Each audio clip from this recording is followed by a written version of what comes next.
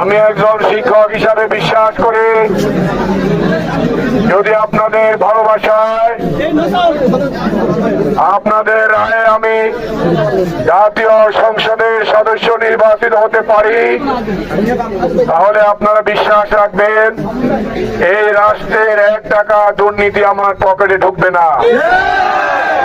কারণ আমার দেশের যারা বিদেশে আছে তারা কোটি কোটি টাকা এদেশে রেমিটেন্স পাঠায়।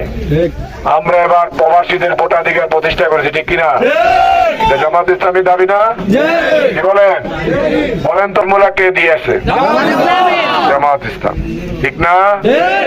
তাহলে এদেশের মানুষের ভোটাধিকার প্রতিষ্ঠার জন্য কাজ করেছে জামাত ইসলামী।